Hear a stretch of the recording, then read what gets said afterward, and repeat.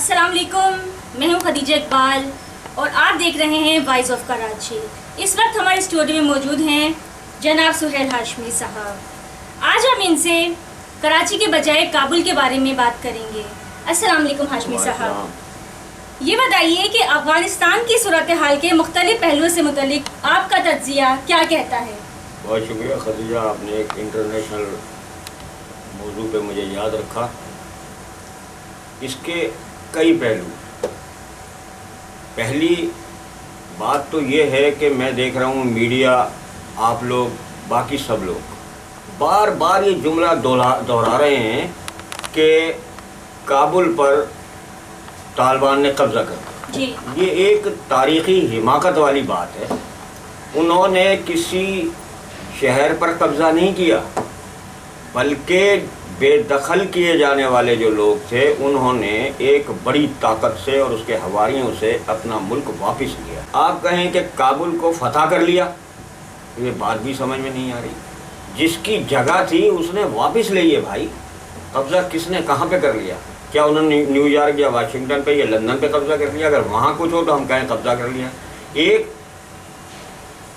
قوم ہے، ایک لوگ ہیں، وہ اپنی جگہ واپس لے رہے ہیں قبضہ گروپ سے، اور ہم اسی پر یہ دوش دے رہے ہیں کہ انہوں نے قبضہ کر لیا۔ تو یہ ایک اہم خانہ سی بات ہے، سمجھ میں نہ آنے والی بات ہے، ہم اس سے ایگری نہیں کرتے۔ اور اگر ہم کہیں کہ کابل کو فتح کر لیا تو پھر آپ یہ یاد رکھیں کہ انہوں نے فتح مکہ کی مثال تازہ کی۔ نبی کریم کے پیروکاروں نے جب وہاں پیش قدمی کی تو انہوں نے فتح مکہ کی طرح جو اعلانات کیے گئے تھے بالکل اس کی پیروی کرتے ہوئے واضح طور پر کہا کہ ہم نے سب کو معاف کیا، کوئی کسی کے گھر میں نہیں گھسے گا، کسی کے ساتھ کوئی زیادتی نہیں ہوگی۔ لیکن اس تمام تر تجزیے کے باوجود ایک خطرہ بدستور منڈلا رہا ہے۔ وہ کیا؟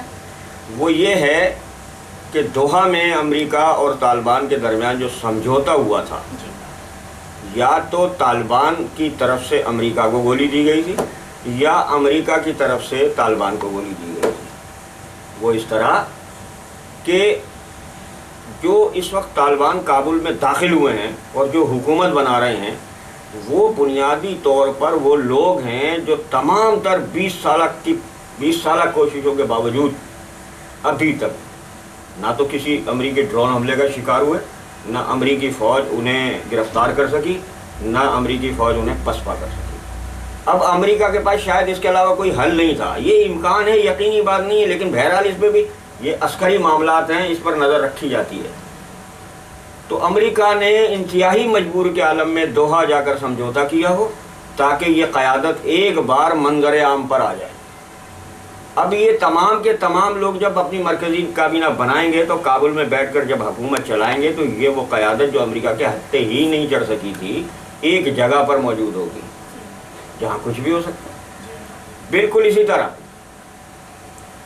ہو سکتا ہے کہ طالبان نے سمجھوتے کے دوران یہ سوچا ہو کہ کل کی جاتی فوج، امریکی فوج آج چلی جائے، تو انہوں نے ان سے کہہ دیا کہ بھئی ہم سمجھوتا کر رہے ہیں، آئیے مفاہمت کر لیتے ہیں، ہم اپنا کام کریں گے، اس طرح کریں گے، اس طرح کریں گے۔ ساری چیزیں ہیں اس میں، یا تو طالبان کامیاب رہے ہیں، اور اگر وہ جو ایک امکان جس کا خطرہ میں کہہ رہا ہوں منڈلا رہا ہے، اگر ایسا ہے تو پھر امریکہ کامیاب ہو گیا ہے۔ یہ دونوں صورتیں آپ کے سامنے موجود ہیں۔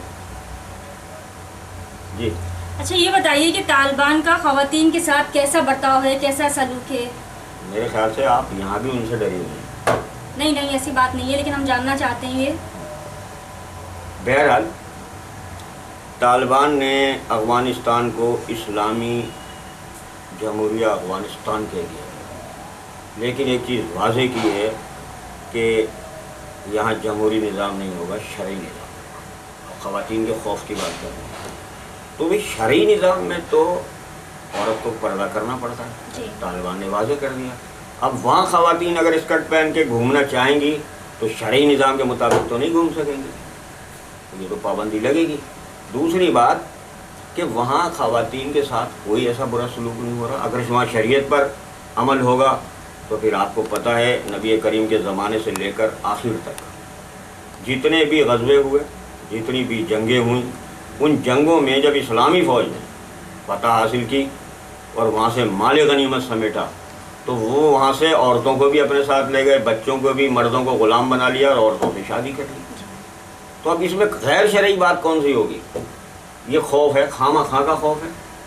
تو میں سمجھ رہا ہوں کہ طالبان کو اس قدر خطرناک نہ سمجھا جائے. کل حامد میر نے جو بڑے سینئر صحافی انہوں نے ایک بڑی اچھی بات کی کہ بھائی یہ طالبان اس پرانے طالبان سے زیادہ خطرناک ہیں. وہ اس لیے کہ پرانے طالبان جو تھے, ماضی کے طالبان جو تھے, وہ صرف لڑنا جانتے تھے.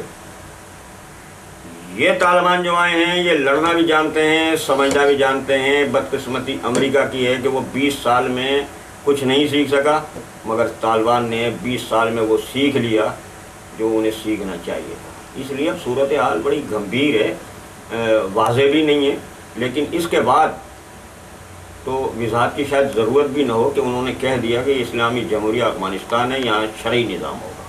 تو اب جو لوگ اسلام سے خوفزدہ ہیں, اسلام کے پہلوؤں سے خوفزدہ ہیں, اسلام کے طریقہ کار سے, نظام حیات سے خوفزدہ ہیں, ان کے لیے تو پریشانی کی بات ہے. لیکن جو لوگ اسلام پر پختہ یقین رکھتے ہیں, کلمہ گو ہیں, ان لوگوں کو تو اس بات پر بالکل بھی تشویش میں مبتلا ہونا ہی نہیں چاہیے. جیسا کہ عمران خان نے پارلیمنٹ سے خطاب کرتے ہوئے کہا, بہت نپی تلی تقریر کی, قومی غیرت کی بات کی. آج پاکستان بھی وہ پاکستان نہیں ہے. اگر وہاں نئے طالبان ہیں تو یہاں نیا پاکستان ہے. بھائی اب کسی عافیہ کو پکڑ کے پاکستان کے حکمران امریکہ کے حوالے نہیں کریں گے, مجھے اس بات کا مکمل یقین ہے. کسی جوان کو, کسی نوجوان کو, کسی طالبان کو, طالبان کوئی ظلم اور تشدد کی علامت تھوڑی ہے بھائی. طالبان تو اسٹوڈنٹ کو کہتے ہیں. اب اس کو اگر کوئی اور نام دے دے تو ہم اس نام کو ظالمان سمجھنا شروع کر دیں, ہماری بھی حماقت ہے. بہرحال جی, بہت بہت شکریہ آپ کا. یہ تھے ہمارے ساتھ جناب سہیل ہاشمی صاحب جو طالبان کے بارے میں بتا رہے تھے. اس کے ساتھ ہی خدیجہ اقبال اور ہاشمی صاحب کو اجازت دیجیے اور دیکھتے رہیے وائس آف کراچی. انشاءاللہ پھر ملاقات ہوگی. اللہ حافظ.